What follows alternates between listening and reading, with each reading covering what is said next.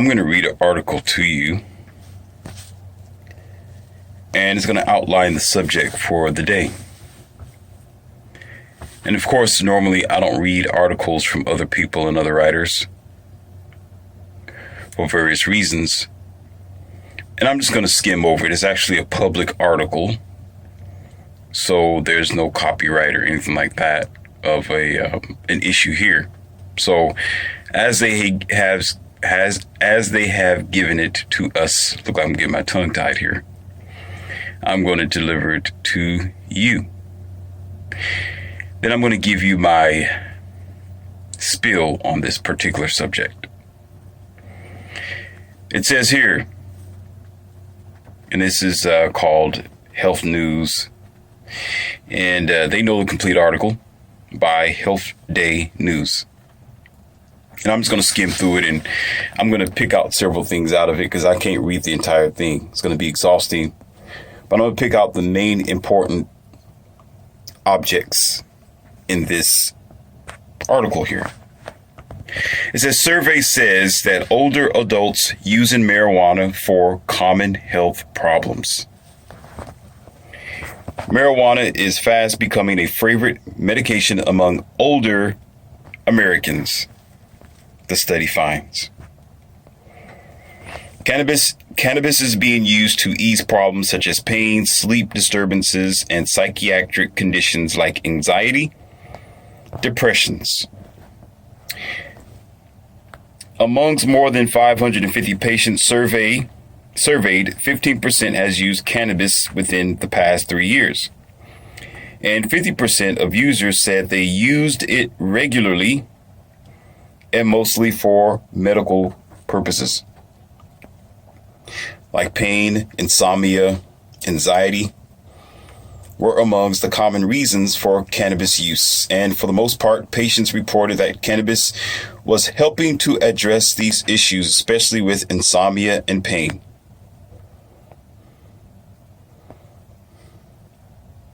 It said also 61% of patients who use cannabis has started using it after age 60. Surprisingly, the researchers have found that nearly 3/5 of cannabis users reported using cannabis for the first time as older adults. Liars. These individuals were a unique group compared to those who used cannabis in the past, said researchers. It says new users were more likely to use cannabis for medical reasons than for recreation. Another lie.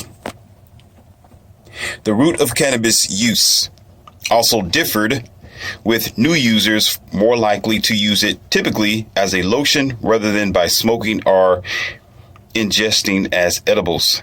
Another lie. Also, they are more likely to inform their doctors about their cannabis use, which reflects that cannabis use is no longer as stigmatized as it was previously. We got some really retarded, dumb researchers here in America. It says here, the report was published online recently in a journal of the American, whatever you pronounce that, Geriatrics Society. There seems to be a potential with cannabis, but we need more evidence. This is retard. Check this out. We want to find out how cannabis compares to current medications available. This is 2020. You still saying the dumb nonsense like this today? Here we go. Could cannabis be a safer alternative to treatments such as opioids and, I can't pronounce the other one, benzodiazepines? Could cannabis help reduce the, okay, I see, the multiple medications in older people?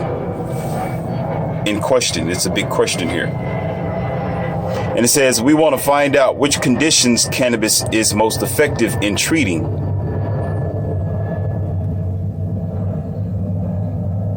Only then can we better counsel older adults on cannabis use. I know I kind of chopped up a few of those things, but basically what they're saying is, if you listen to it, They're basically saying that older people are using cannabis as if they never was using cannabis before. And if you heard me when I was discussing or reading this journal, a lot of these adults are people in the research circle, I would say, is really holding on to what another person is telling them, as if they're going to actually tell them that they're just using marijuana or cannabis for recreation.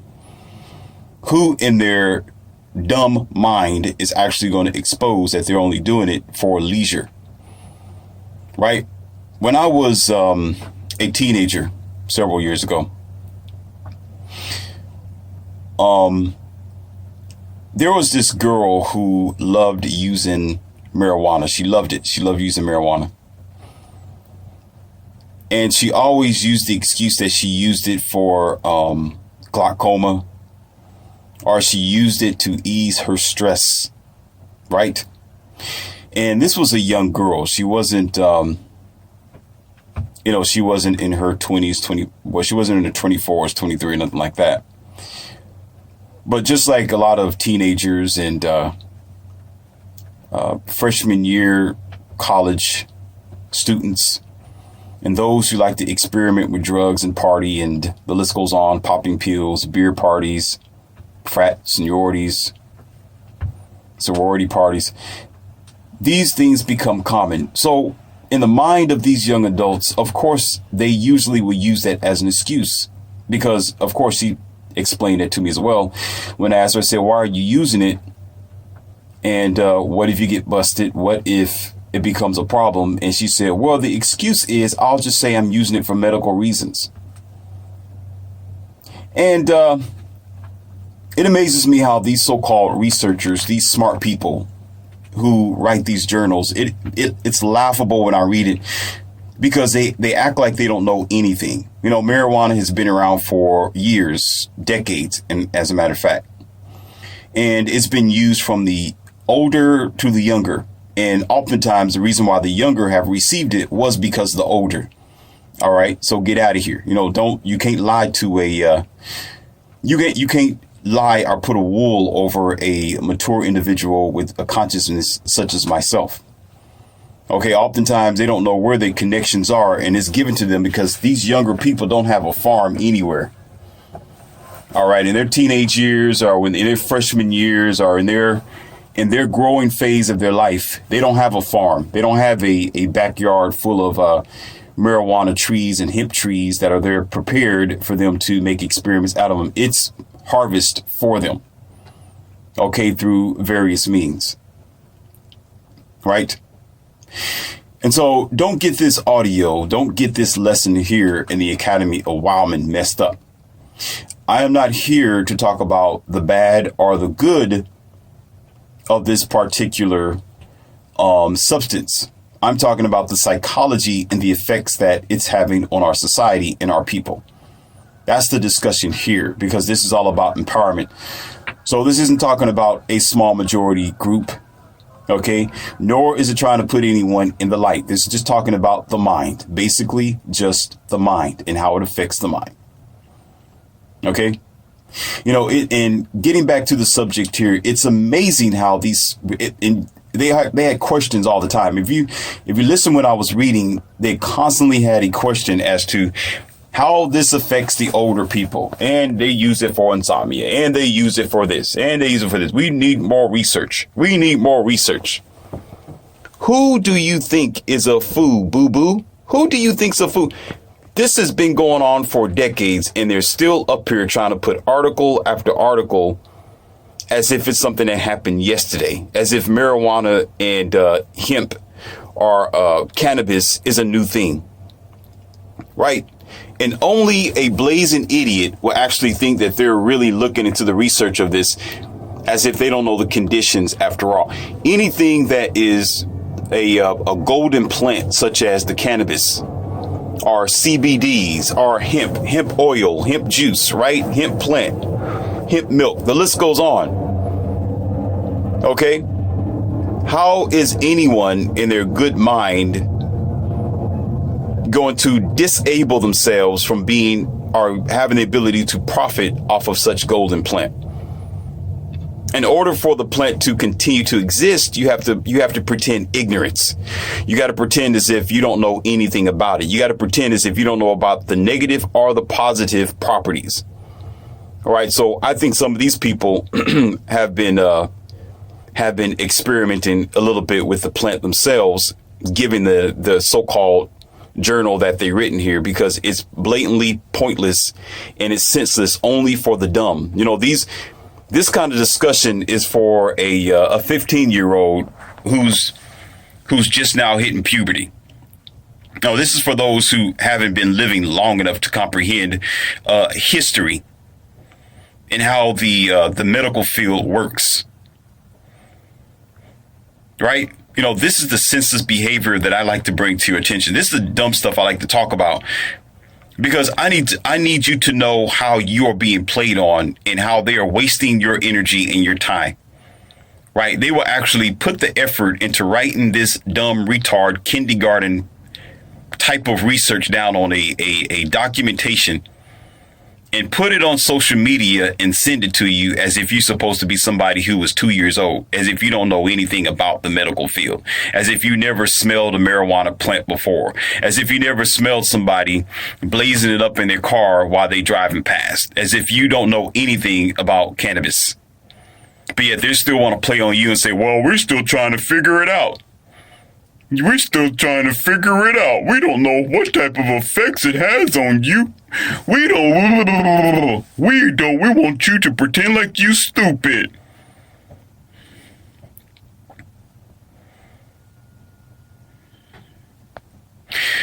Sometimes I think a bag of beans is usually what people carry in their back pocket.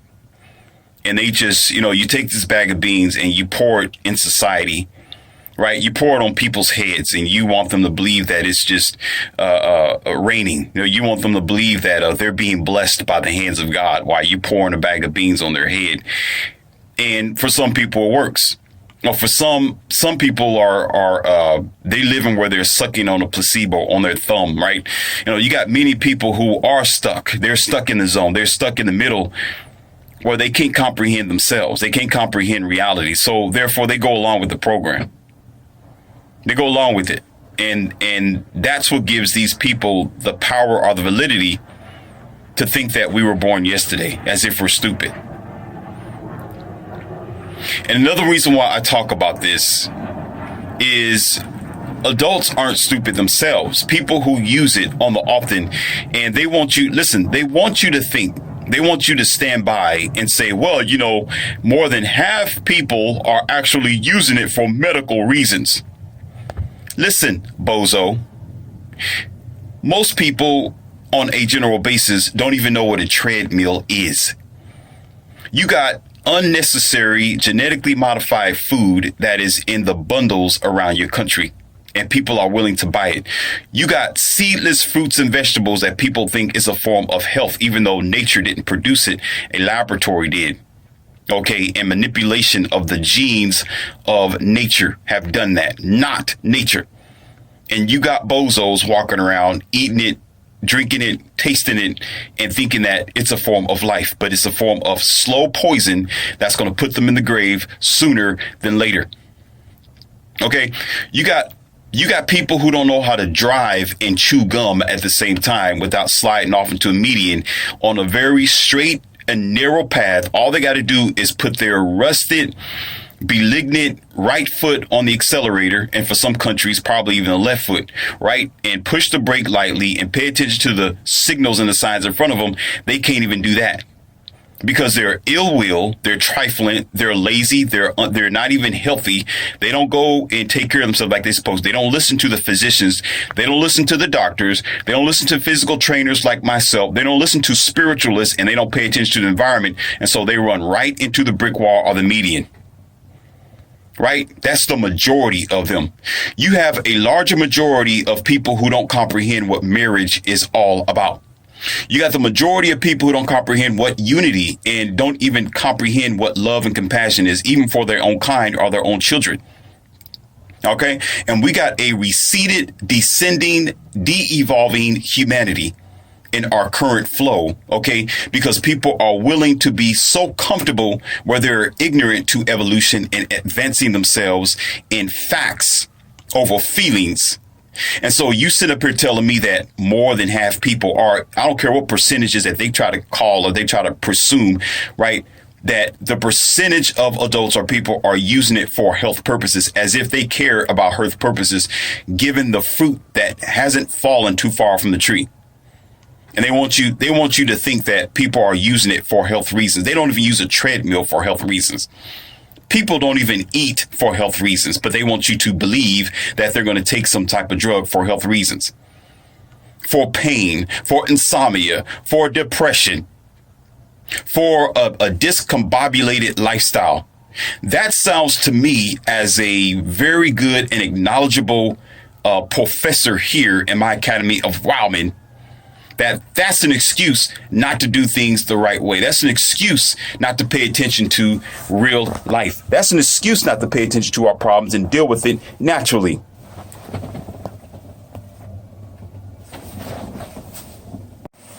This is why we can't get anything done.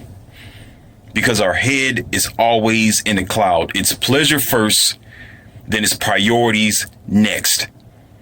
We don't never want to focus and do the things that we need to do to get our jobs done here in the westernized civilization, uncivilization.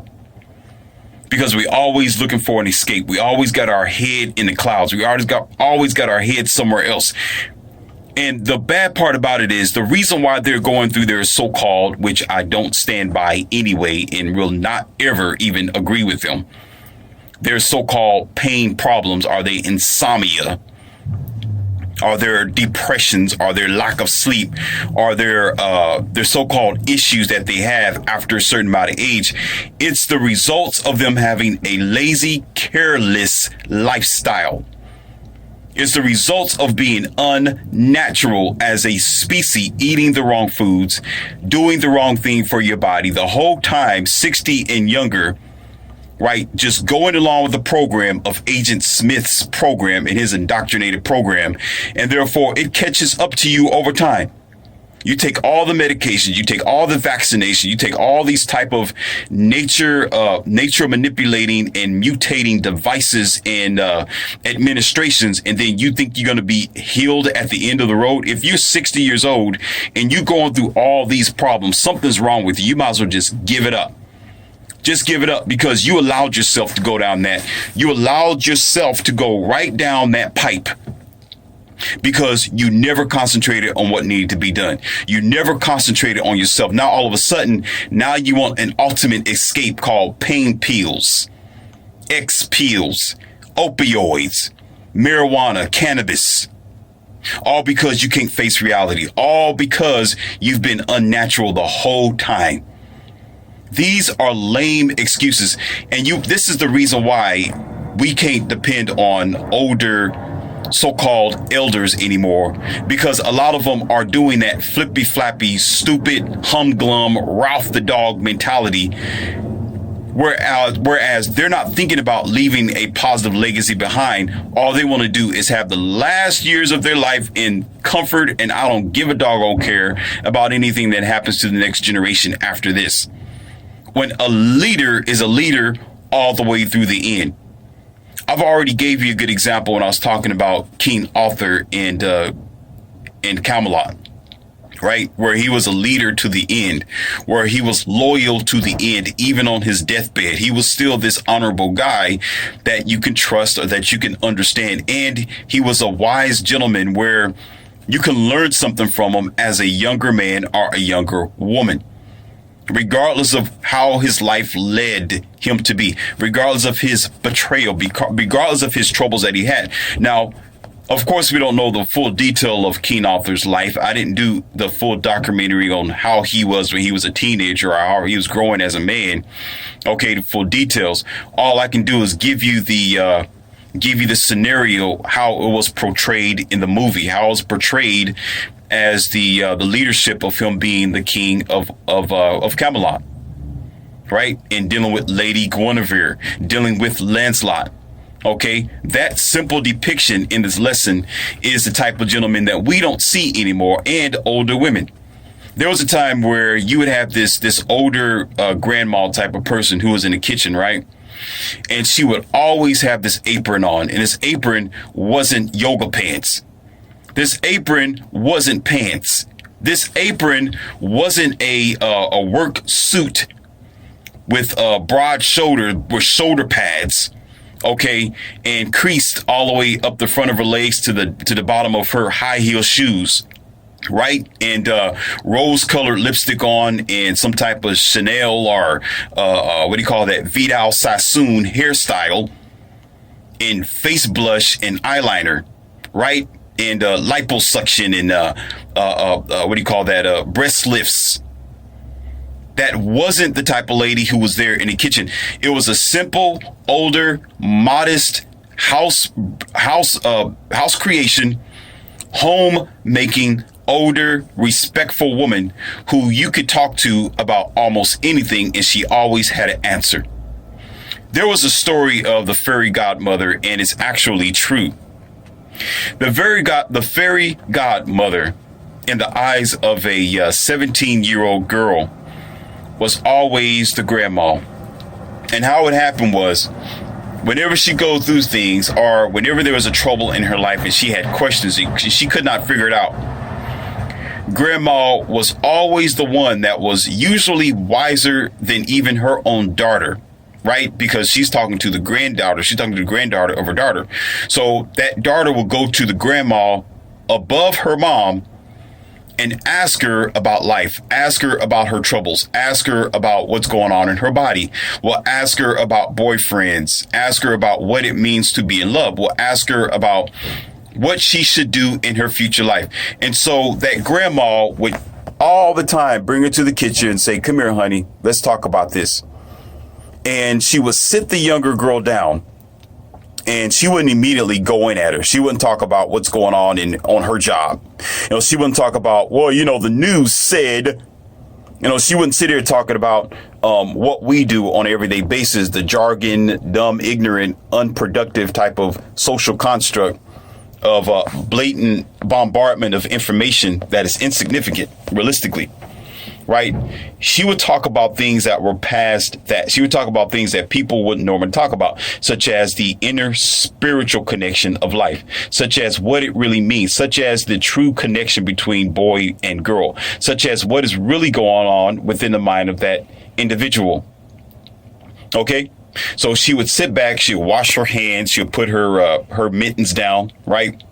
And there she is with a little bit of smudge or maybe tomato juice or, handprints on her apron with her nice dress that she got on, and her hair's probably did up in some type of netting underneath it. So she looks practically like the grandma that we've always known in the past, right? Mommy, big mommy, the woman who you say, you respect this mother of the house. She looked like royalty. Okay, her crown wasn't a crown of jewels, somebody's child support money. Her crown of jewels wasn't somebody's alimony. All right, it wasn't because she's been working for 30 years, 35 years, and the HR department. That wasn't her crown on her head of jewels. It was a simple hat that she kept her hair underneath it to keep from getting into the food, right? And her robe wasn't robes that you go to, what do you call that? Barnes and Noble, well, not Barnes and Noble, but there's other places like that, Kohl's or other expensive places, Dillard's, other places that, I know that's a place for men, but I can't give you a good example because I really don't go into the female clothing art, but you get my drift, right? Right? Expensive clothing that women usually acquire. That wasn't her idea of dress wear. She dressed simple. Right? She dressed very sensible and very modest, where all it was a simple house dress that covered her up and kept her modest to the point where everything was only an imagination. You never knew what grandma looked like. You didn't know what type of curves she got underneath there. And it was good for some boys because, he didn't have to deal with the wrinkles and stretch marks and other things that probably would turn him off. But she was modest, so she donned herself that way, and she would sit down and she'd talk to a little girl.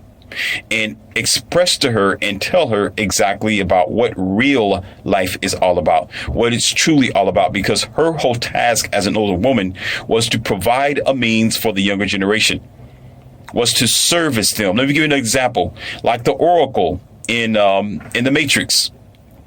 It's no different than her. What did she do to Neo? When Neo came to her, most times, where was she at? In the kitchen. That wasn't because that was her place. That wasn't a patriarchal idea of men saying, well, women belong into the kitchen and she belonged suffering underneath the oven and baking. No, that's not what it meant. It was a signification of motherhood, respect, honor, and providing a means of nutrition. And that nutrition goes beyond what's going in your stomach. Nutrition goes to your head, to your mind, to your life. And what did she do for Neo every time he came to meet her? She spoke to him about things that nobody else would speak to him about. He trusted her because she was able to give him all the knowledge and information that went directly to the core, because she was a wise, respectable woman. That image is what a true fairy godmother is, and that's how it transformed to be this person that's in your Disney Channel, or what we saw years ago with the princesses and the cartoons and animation that you have with this older grandmother who's always considered as the fairy godmother, right? Or like the one on the Shrek. You know, this fairy godmother on the Shrek. It's a real thing. It's just put into animation moments. But now it's no longer here. It's very scant. It's very different, because they're not trying to be a fairy godmother. If anything, they try to be a fairy god devil. They want to be just like the little girl. Instead of them being there to provide a means of success and spiritual nutrition, they rather be just like the little girl. So as she's out there trying to live her life, going through school, college, grade school, so forth and so on, grandma's like, well, I want to live my life all over again. Two things that happen. Either she tries to ruin the daughter's life by lying to her and giving her false sense of reality based on her being bitter, over the hill, 60 years old, and never going to get a relationship again. At 54 now. Most women is like 56 now. You're 56 years old and it's done for you. Okay.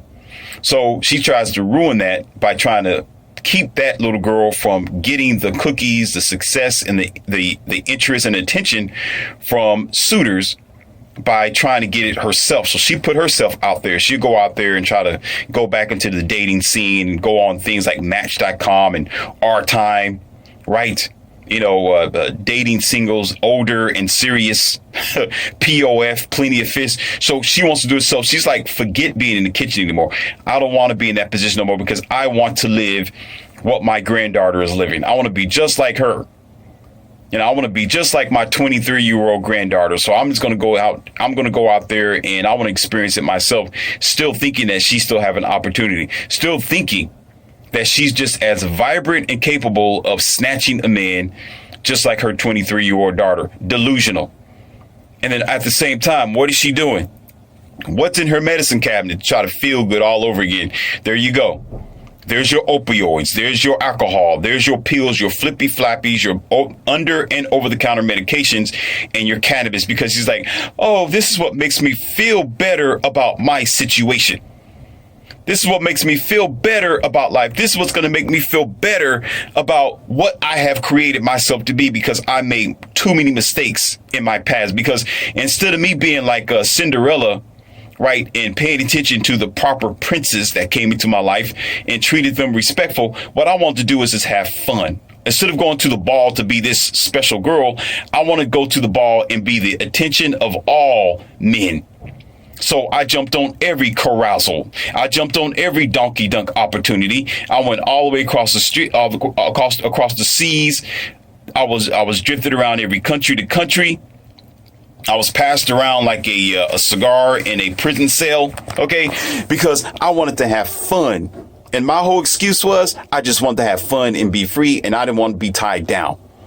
So since my clock started to fade, because my clock started to recede itself, because my clock decided to disappear, because nature don't wait for ignorance. Nature don't wait for ignorance.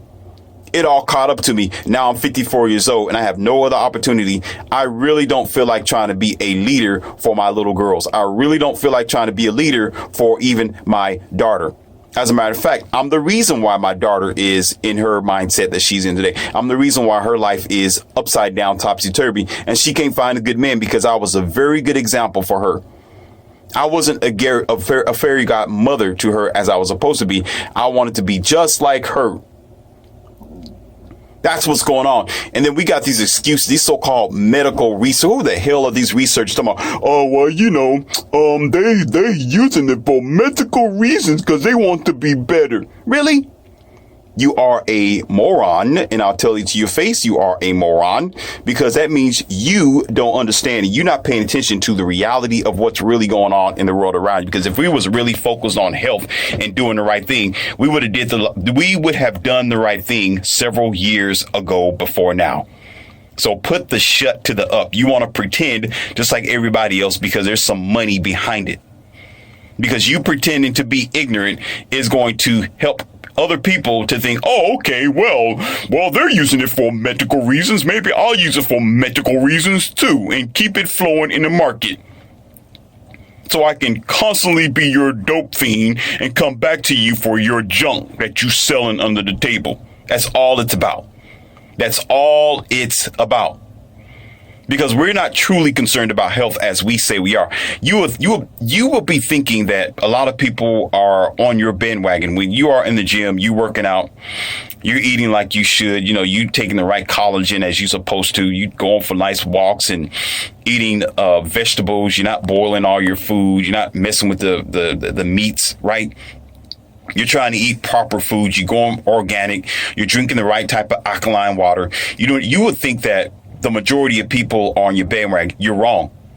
You are wrong. It's actually the minority of people who are doing it. It's only a handful of people in your environment, right? Maybe even in your neighborhood, or maybe in the entire country. Just the minority of them who's actually eating right and being healthy. The bigger wave, the majority of the people don't care about what you eat and what you're doing. The majority of the people will take a fork and taste what you are eating from your plate and be like, this is nasty. There's no sugar in it. There's no salt in it. There's no modified food starch in here. There's no modified corn syrup. There's no high fructose. There's nothing like this in it. God, like, how can you eat this stuff? You eating filthy. And then you'd be like, what? This is healthy for you. No, it's nasty. It tastes like cardboard. Be like, well, this food is good for you. Just because it tastes bad don't mean it's not good for you. It may taste bad, but it's good for you. But yet you want something that tastes good, but it's bad for you. Oh yeah, that's what I want. That's why I'm 230 pounds overweight, 330 pounds overweight, 430 pounds overweight, and I'm full of diabetes. I can't walk down the stairs without tripping over my own foot. I don't even know the last time I seen underneath my belly button. I never seen it. You know, the doctor tells me to stop smoking, but, you know, I can't help it. I get so stressed out sometimes. And so, you know, I got to go ahead and get my Marlboro or my Camels or my Newport, you know, pull them right out of my pocket and put it right between my lips until it's time for him to tell me that I got stage this cancer. Because I want to be on the stage. That's my final stage. When he tells me that I'm on the stage of cancer, then that's my debut. That's my debut. Right. This is the thinking of, you know, it's so unconscious where it's so normal for most people where it's laughable. It's laughable. Most times when I'm introducing health foods to the families that I mentor and help and things like that, and they have kids around, sometimes I'll make a meal at home. And of course, it's organic, all natural, no sugar, no nothing in it. And to me, it tastes good. To me, it does. But I know that somebody else is going to taste nasty. They're going to be like, this is some nasty stuff. What the are you eating? Like, what are you eating? And it's unusual for them. You know, like I told you before, when I grab something, I just eat it raw. You know, some plants, vegetables, I just right there on my plate, nothing on it. Don't touch it. Don't mess with it. Pull it straight from the ground. I eat it. Done for, right?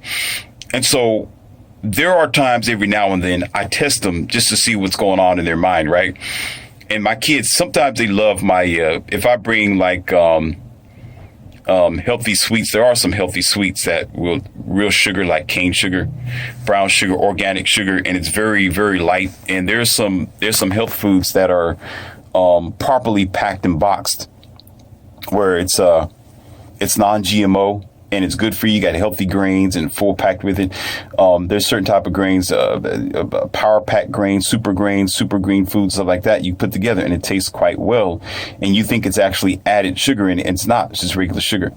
And so they kind of like that. So oftentimes I know they are interested in trying something else. I even have achieved with getting a child to eat broccoli and some of them to eat mushrooms straight out of the box, and they thought it was nasty. There was a time where when I was mentoring class, I had just went and got some fresh mushrooms straight out of the pack from one of my health food stores, and I had it on the side, and I was just eating it with the plain fork, no cooking, no baking, just all the way straight. And the child I was with at the time was looking at me like, "What is that? What is that? That looks kind of strange." I said, "This is mushroom." She's like, "Oh, mushroom." Like, "Oh, like what?" I said, well, "Go ahead and give it a try." And she tried it at first, and of course her face scowled. She's like, "Oh, this is nasty." She kind of spit it out, right? And I kept eating it to where it looked appetizing to her. I was doing that on purpose, right? And she said, "Let me try it again." Now, that was like, I think it was like 2 or 3 weeks later, right? And this time she didn't spit it out. This time she was like, "Oh, this is okay. I like this." So this time she chewed it up, and she's like, "Okay, this is different. I can deal with this." So when I was there again at the classroom and mentoring, sitting down, right? Not in the building, just, personal families and around like that. I don't do anything indoctrinated. I'm a free man. I don't deal with that. I don't need nobody looking over my shoulders. Anyhow, so I didn't come with anything this time. Just straight, "Okay, what homework did your teacher give you?" "Oh, it's this and this, this, and that." "Okay." She said, "Where's your mushrooms? I want some mushrooms." And they go, "Oh, are you serious?" I say, "Yeah, I want some mushrooms." Now she started asking for it to the point where I can actually go to the store and actually get that pack of mushrooms and right there, cut it straight open and say, "Here." And she'd grab it just like it's a potato chip and eat it. I kid you not. She'll put her finger right in there and get one of those slices, the slice of mushrooms, and just straight eat it. No salt, no sugar, not genetically modified, right? None of your indoctrinated laboratory, filthy, dirty fingers all over it. And she was introduced and she was fine for it and happy for it. So there's really no excuse whatsoever when a mother or a father always complain and say, "Oh, well, my child's not going to eat that. They're so picky. They're so picky. They're never going to eat that." I've gotten my children to eat raw broccoli, right? Don't boil it. Don't bake it. I'll come over there, do the same thing. I sit there and eat something. And I'll be like, "Oh, so you want this? There's some healthy snacks. There's a snack that I have a name. I can see the vision in my face. I can't get the name of it right now because I keep trying to reach it, but I can't, but I'm going to just let it go. But I'll say, "Well, I have a different type of snack this time. I want you to try this." And she'd be like, "Oh, I know what that is. That's broccoli. That's broccoli." I say, "But my grandma used to boil it or something like that, or bake." I'm like, "No, you don't have to do that. Just go ahead and eat it. Eat it just straight out, right?" And again, the same process works. The same thing. Here they are. The families are used to feeding them filthy bags of potato chips, Doritos. Listen, I ain't gonna say, well, McDonald's, right? Fast food places, candies.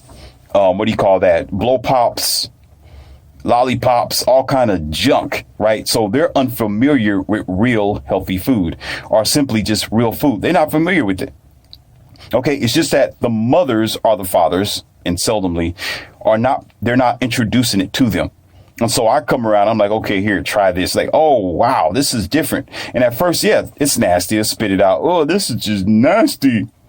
This is no good." But give them a certain amount of time. They will grab their hands and eat it like it's a bag of potato chips. Children ain't stupid. They just not introduced to it. It's not as if children are only prone to sugar. They're prone to colorful stuff, cotton candy, bags of bread, rolls, and donuts and cookies. Everything that most of these unfit parents give to their kids because they say, oh, that's just what they like. No, that's what you want your child to have. You want your child to have diabetes before they're the age of 22. No, you want the doctor to diagnose them with some kind of they got the fidgety syndrome, right? You want that stuff to happen. You want you want to create your children and your family to automatically have Alzheimer's over time. That's what you're trying to do because you don't comprehend the genetics, nor do you comprehend the psychology of children and probably even yourself. Because we're no longer that grandmother that used to be in the kitchen and say, well, I know that your mother said, I know that you heard this from school, but let me tell you from my experience and let me open up your eyes to real life, Neo. We don't have that no more because they're too busy flippy and flappy. So while they're sitting up there putting a bowl of, GMO spaghetti, nasty macaroni, boxed macaroni and cheese with fake cheese on it, right? And all kind of other meats on their plate that children really shouldn't be eating, made from cows with steroids and all other type of filth and radiation that's in the food, so that way they can go in their room, roll up a towel underneath the door. Listen, roll up a towel underneath the door, close down the windows, pull out their joint and say, I'm going to sit here and try to escape my situation. I don't care if there's Cheerios all over the floor. I don't care if there's fingerprints and painting and all kind of leftover stale food splattered all over the wall. And, the child's clothes is a little bit tattered. I don't care. They got like two books of homework that they haven't done yet. And I haven't been going through the homework with them. I just don't have the time. And I really don't want to have the time because, I don't want to deal with this responsibility. It's too much for me. All I want to do is just roll up this towel, put it underneath the crack of the door, and I want to escape. In the meantime, I'm going to jump on the phone and I'm going to wait for some suitor, some old, rusty, busty some old rusty busty suitor to come by and smash me. That's all I want right now because I want romance. I want to have another chance at relationships and I want to be free to be myself. So I don't care about that important human being in the front room. I'm just going to worry about escaping. So I'm going to roll up this green stuff and put it right between my lips and I am going to leave the earth for a few minutes. That's what's happening. And then whenever I talk to my doctor, whenever I talk to somebody or physician or whoever else is over or trying to help me with my health, I'm going to tell them I'm doing it because my knees hurt. I'm doing it because I just can't sleep. I'm doing it because I just depressed. I'm doing it because you doing it because you don't like yourself. No, you're doing it because you're trying to escape. Be honest. No, you're doing it because you don't like your life situation. That's the problem. And because you don't like your life situation, you're ruining that little child's life situation in the front room.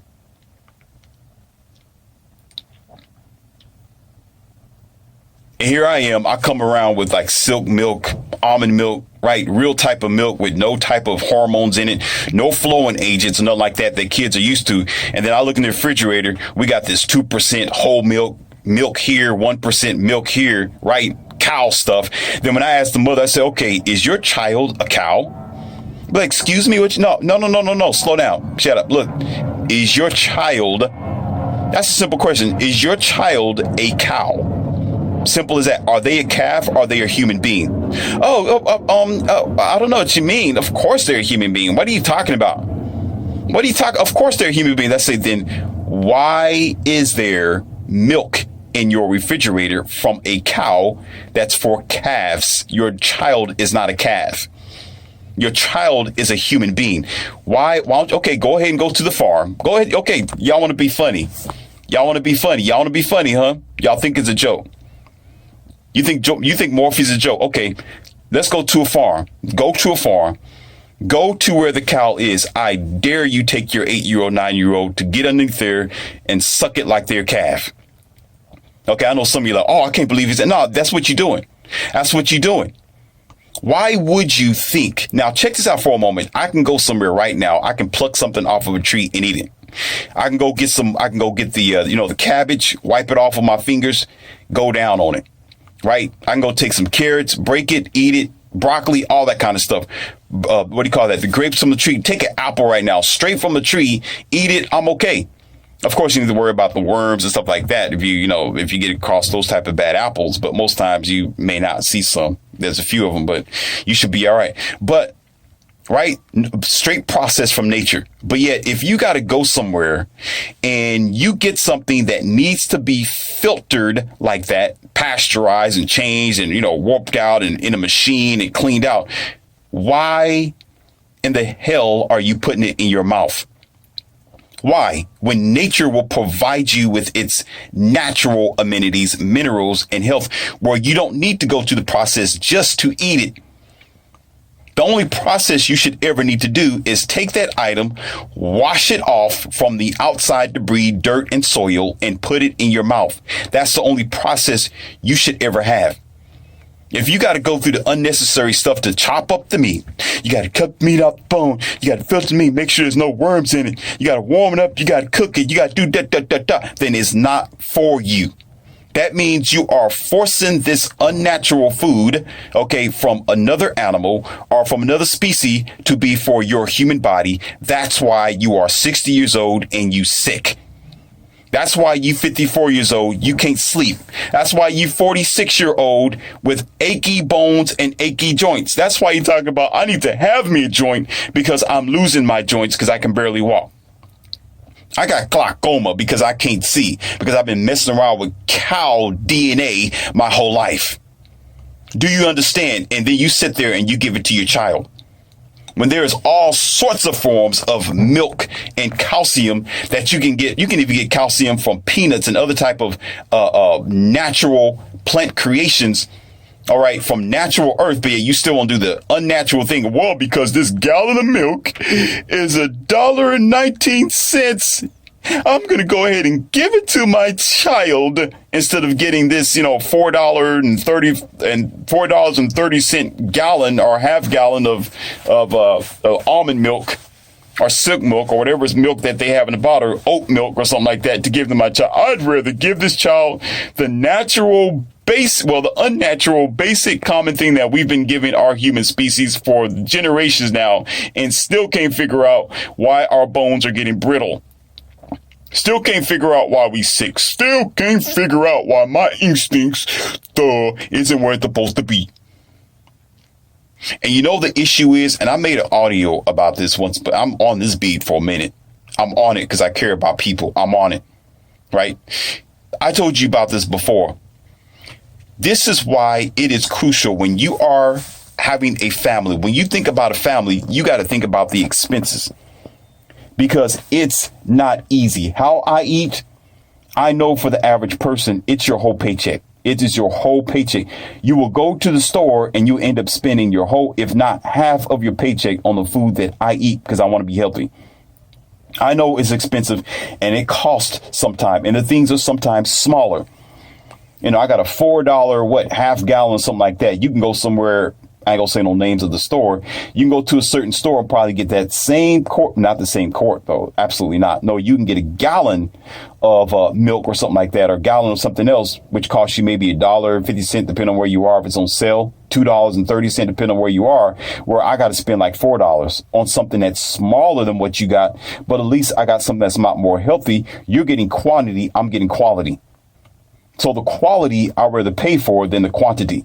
I'd rather keep going back to get this item, which isn't going to make me sick when I'm 60 years old and I'm lying to everybody and say, well, I'm using it because I got pain. No, you got pain in your brain. That's what, it's funny. The brain don't feel pain, but it has like nerve endings where it sends out signals to your body. But there are some people whose brain truly do hurt. And I guess your brain do hurt when you think about this type of thing because they live their whole life without thinking about the future consequences.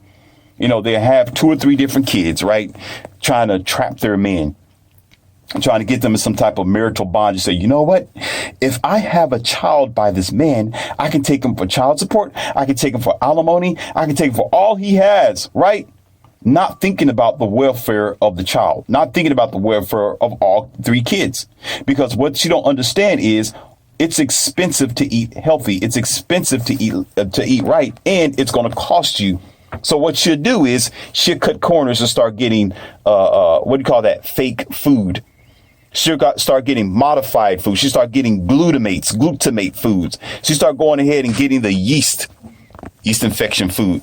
She start getting heavy breads, macaroni and cheese, pizzas wherever she can, going to these knockoff stores where they don't care that there's like 50 ingredients in one item. And that's another thing y'all need to stop doing. Look at the ingredients and do your research. What I tell people to begin, I say, if you look at the ingredients and there's 50 ingredients for something that's very simple, why are you putting it in your mouth? They say, well, because it's cheap. It's because it's cheap. I'm like, you're eating something that's fake.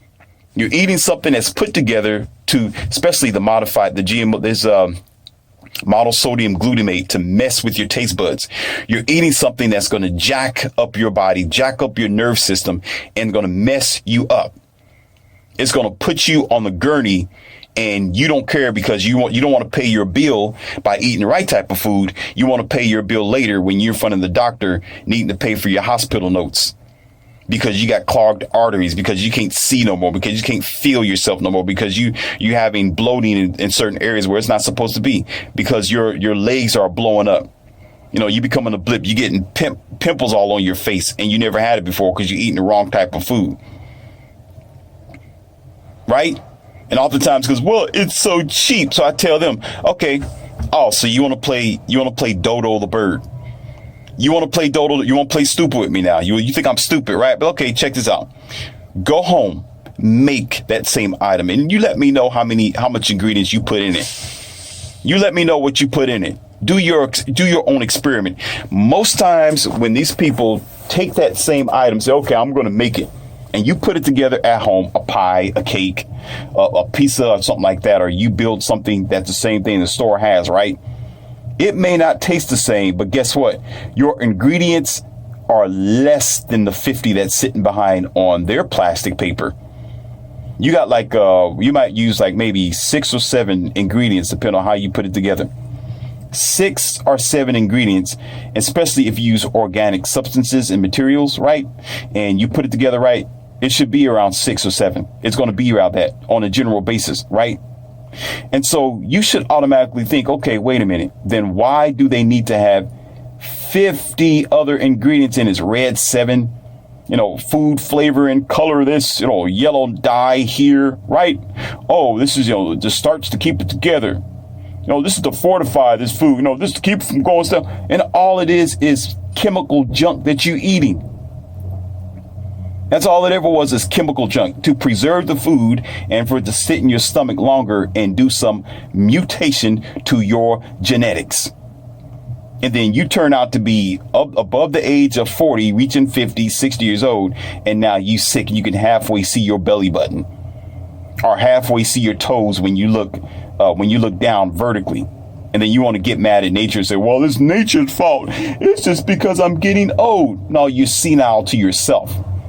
Nature didn't make you senile. You became senile willingly, because the entire time when health physicians and people are trying to warn you and help you, you're like, no, I don't care.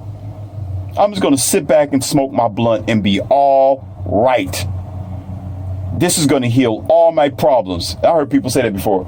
Oh, the problem is, you need to smoke some marijuana and you're going to be all right. This cannabis is going to heal all your problems. And here they are, 340 something pounds in my face. I'm like, boy, you better sit down somewhere. Go take that chair in the corner. No, go get 2 chairs, 3, and sit down on that chair. All right, wrap them together. Go ahead and take, some zip ties and zip them all together. You have to sit right there, shut up and get out of my face, because you're talking stupid. Stupid. There's nothing that's going to be, whatever you introduce to yourself, there's going to be a result and the consequences of it. All right. And when you're working out, this is like me as I'm not a bodybuilder. No, I could be one. I suppose the way that I look, you could say a bodybuilder. I mean, it depends on how you look at it, which is fine. I'm building the body. So it's not too far from it. You build the body up, all buff and stuff, will say, okay, you're a bodybuilder, right? But you just don't get in competition. But the health substances that I use, healthy, I'm not talking about steroids, even though some people claim that I am. which is kind of funny. I'm not on steroids, but they say, oh, you must be on steroids. I'm not. All right. Not. Never was. And if it ever was a case where I looked like I was and it was an accident, okay, I did not touch any substances that made me look like that buffed me up so fast. It was just by nature. And I stayed on that beat. I kept climbing the mountain and I started getting better and better and better and better. So I become above the average. I became an overachiever. But my point in this is this is what I'm trying to bring to you. All right. When I'm taking any type of health substance, protein, right, extra water, certain amount of healthy creatine, or healthy forms of collagen or whatever that I need, right, to give me the extra boost of stimulation. Or even sometimes there's occasions where let's see. No, I'm not going to give you my secret. Forget it. I was going to give you my secret. I ain't going to give it to you. Maybe later on in the future I will. But whatever substance that I use, I don't tell it all. Whatever substance that I use, right, I know that I'm going to have to use it. What that means is whatever you put in your body, it has no point. It's not going to be used. It's not going to be of sufficient support for you if you're not using it. So if I take in protein, that means it's probably a pre-workout or a after workout, before and after. And in the meantime, I'm going to do some jogging. I'm going to do some push-ups. I'm going to pump an iron, doing some dumbbells. That way I can get the most out of the protein that I'm introducing to my body. But if I just sat there all day in my cubicle, okay, and just ate protein after protein, health shake here. Oh, I'm going to drink this over here. Oh, I got this bottle of creatine. Look at this kind over here. Just drink, eat, shake, right? Cutting up stuff and never go to the gym. It's pointless. It won't go nowhere. You get no use out of it at all. Now, it may benefit to the rigidity of your cells. Yeah, for sure. Yeah, it's going to make you stronger internally.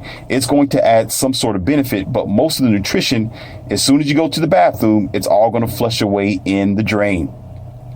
But the best that you can get out of it is when you're active, when you're moving, when you're pumping iron, when you actually are doing mountain climbing and you jogging, right? You're in the gym, you doing boxing matching and stuff like that. You kicking everywhere. Then, yeah, you're going to be burning up that nutrition fast. It's like the car. A car is going to burn up that fuel when you use it. So the nutrition and proteins that you introduce to your body, it's going to burn it right out. So you have people who think, well, if I just do cannabis, I'm going to be all right. I can do whatever I want to do. I can eat whatever I want to eat. I can go wherever I want to go. As long as I take this drug, I'm going to be just fine. I know people that even think that detoxing is the end all and be all of all their struggles, but yet they live a very harsh, dangerous, destructive life. They'll say, well, I do drink alcohol a lot, so what I'm going to do is just go ahead and introduce myself like I always do with detox, dandelions, right? Try to cleanse myself out. I'll do an enema every now and then to make sure that everything is clear. And I'll be like, well, you need to do an enema on your brain because you're not comprehending that you got to be active with your revolution. You got to be active with your freedom. You got to be active with your health. You got to be active with what you introduce your body to. Otherwise, it's going to be counterproductive. So if anything, you'll be making yourself even more sicker, and whatever that you introduce your body to is going to be null and void. Null and void. Because you're not using it. But you know what? That's the mentality of a lot of people. That's our thinking. We counteract positive movements with negative movement. If you notice on some of and this may be off subject, but it's actually the same thing. Use your thinkers here. In some comment creators, some YouTube creators, right? There are some people in the comment box, and I glimpse through there. Because sometimes I have to check on my people. I got to check my services. I got to check on my email and things like that. And I come across other content creators, and some of them, they contact me. Some of them, they're like, oh, Morpheusly, I see, blah, blah, blah, blah, blah, blah. Nice, good job. Let's collaborate, so forth, so on. Right. And when they introduce me to their channel, I hear what they're talking about, and it makes sense. It's some very empowerment, enlightening information that they're giving to people practically for free. And I think when I know that if somebody's giving you information that for free out of the kindness of their heart, they really care about you, it will be best for you to contribute to them, help them out. You know, if a content creator is spending an hour, hour and a half to put a video together just for you, it's for you. That's why I call it YouTube. YouTube. You know, we know what that is. YouTube. It's for you. They are out there putting this together for you, to help you, to empower you. It's always best for you to appreciate that this person cares about you and cares about your family and cares about your empowerment. This person is thinking about you because CNN isn't doing it. Your mainstream media is not trying to do this for you, right? Even some of your grandpas, grandparents, fathers, and mothers are not trying to do this for you. They're not doing it and never was. They'll say, well, you know, I brought you in this life. That's good enough. I helped you through school. That's good enough. Right? But they're not giving you the information that we on the often give you from the kindness and compassion of our heart. So it's best for you to do your just diligence, all right, and actually contribute to them. You know, show them your appreciation by buying their book, giving them their likes, and telling them, good job, thank you. Who in their right mind? They are absolutely strangers in your life, but they put something up for you, and it may even enlighten you. As a matter of fact, oftentimes it will be the very thing to save your life. You got this hero that you never seen, you don't know anything about, who's actually talking about the problems in your life.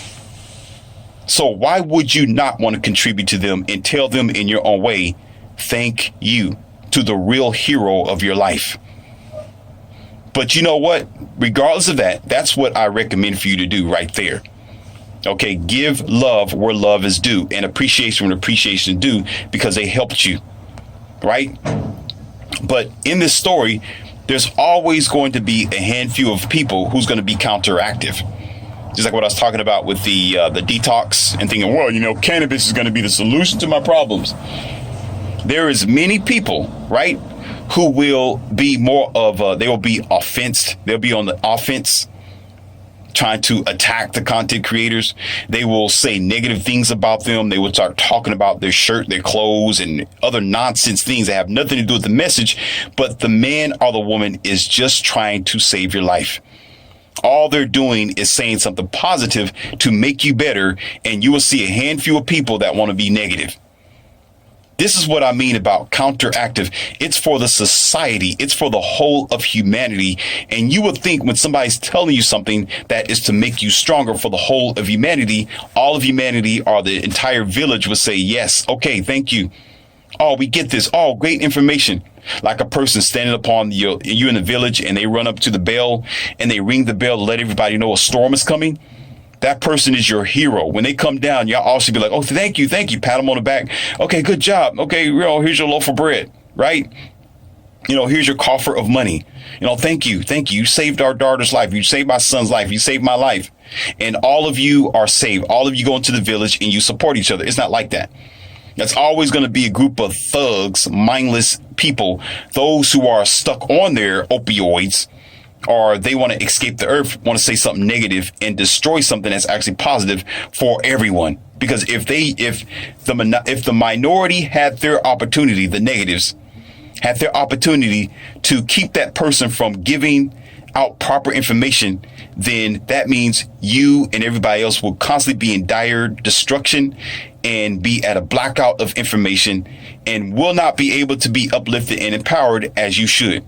So it'll be a detrimental for you, but the minority who goes against the grain don't care.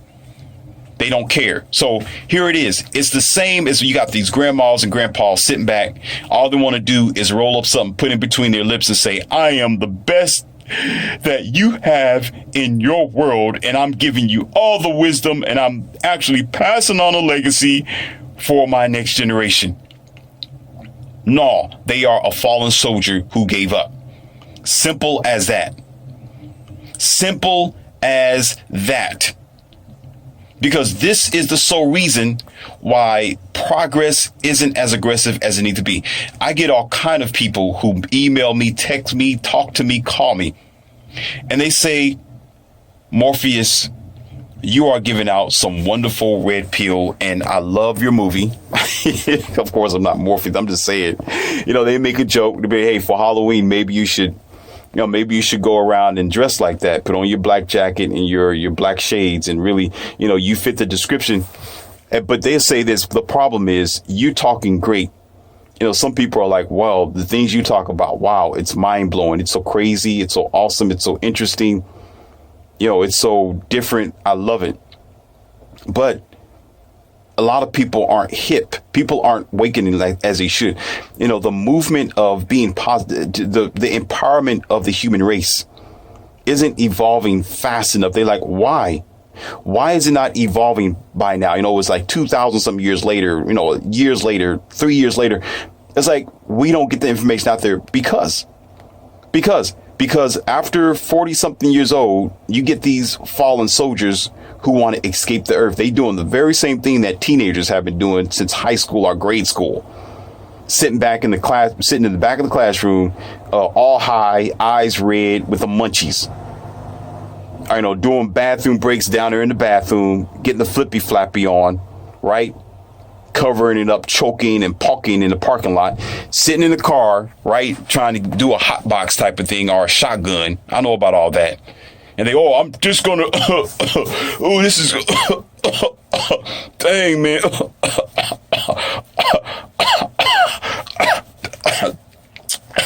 Man, woo. Stuff is good, man. Oh, man. And here you are, over 40, 46-year-old, 54 years old, doing the same thing. Get the hell out of here. Get it. Come on. Listen, really? I wouldn't respect you with a 10-foot pole. I'll treat you just like I'll treat my 12-year-old. Okay, have a seat here on this table, and we're going to learn our ABCs today. I'm going to teach you what life is all about. Because here's your reality, Neo. Listen to me carefully. This is what's happening. Because now it's not that the parents or the grandparents are the wise godfather, fairy godmother anymore. Guess who's the leader now? The oldest in the family. That's right. The one who's trying to struggle to reach life, the one who's understanding himself, the one who's going through things above, they're around the age 17, 18, 19, 20, 21, 22. That's right. They are the ones who are, oh, Mom, I don't like this. Dad, we should do that. We should go over here. Why are you so old school, Dad? You should put on this tie. You should act like this, Dad. You should do this, Daddy.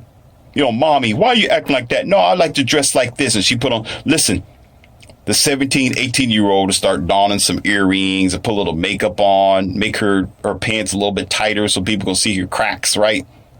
And instead of the mother being a mother like she should, dress modest, put on a dress. I said a dress on and don like she's supposed to, keep herself modest and petite. Keep herself well, like the older, mature woman, right? She's like, oh, my daughter's doing it, so I guess I can do it too. So guess what she started doing? Dressing like the daughter. She started wearing clothes like the daughter wear. You cannot distinguish the difference between both of them because she started wearing her daughter's earrings. She'll start putting on Gucci bags, little bitty hip bags, and put her hair up in certain hairstyles just like the daughter. Because why? She want to be just like her. Because she don't want to be left behind. She don't want to be this fairy godmother. She don't want to lead the country, the society, or her people in a proper direction. She want to be like the younger. And how in the world are you going to put the cart before the horse and think you're going to get anywhere in this society? This is why we're going downhill, because she'll be right there. Oh, girls' night out. 54 something, 60, 50 something, 40 something years old. Right, going to Bahamas, traveling across the country in their SUV. Here we go. Oh, this is good. Wow, it's been a long time since I hit that. What kind of pill is that today, girl? Oh, it's X. Go ahead and give it a try. Oh, okay, I'll get it. And you boys, you husbands, you men wonder why when your woman come back, she is crazy and out of her mind. You wonder why after a certain amount of time in your marriage, she becomes psychotic and domestically dangerous. You wonder why she's confused. You wonder why one day she's like, yeah, let's do it. And the next day she's like, I don't know. I don't think so. And you're like, well, baby, we just talked about that Monday. Today's Friday. What happened? Because of that stuff. Listen. Drugs mess with your mind. Do you understand? Same as genetically modified food, same as eating bad, same as not living a natural lifestyle. It's going to catch up to you and bite you like a piranha. It's going to tear you down slowly but surely. Only the ignorant want you to think, oh, it's all about health. It's never been about health. If that's the case, we will be a superior race by now. We would not be trying to hurry up and do a space race and leave the earth, and to escape our mess that we've made down here, because it's getting ready to go down in destruction. It's decreasing. Things are becoming fallible and fragile and ridiculous and redundant. Right. But it's because of that, because what we do is all we want to do is escape and not deal with our issues. So therefore, there is no true evolution or advancement of the race itself. It's a degrade of the race, and only a few will survive. It will be survival of the fittest. So those who lose their way up the mountain, those who want to have a comfort zone instead of having a I'm going to deal with it zone. Right. There's a reason why there was a fairy godmother. There was a reason why nature have designed us to be a certain way in our families and in our own genes and our own gender. There's a reason why, because nature knew something that we did not know. As a matter of fact, when we was born, we didn't know anything. We didn't know nothing, but nature did. Nature knew it so well where you don't have to speak a child into existence. When boy and girl come together and they unite, it just happens through action. That's nature's intelligence, not the intelligence of a human being. But when a human being put their so-called spin on something, it's always going to be something that's going to be cancerous, mutated, and it's going to break over time, because we are a broken species today. Because we just don't get it. We don't get the memo. We don't get the memo. If we had our forefathers, if we had fathers and grandfathers, mothers and fairy godmothers doing what they're supposed to do, we wouldn't have these issues. Why are you needing so much medications, injections, false forms of food, eating and taking care of yourself? Because you have no substance, nor do you have a foundation, because we love it. And who gets paid from all of it? Listen, who gets paid from your failure? That's your homework. When you're going around smoking up your life, when you're going around popping pills in your life, if you go around being unresponsible for leading the next generation, if you want to be irresponsible by trying to overtake your own child's life and prevent them of freedom, who's going to benefit? It's never you. Who's going to disbenefit? The children. And who's going to hurt in the long run? The society.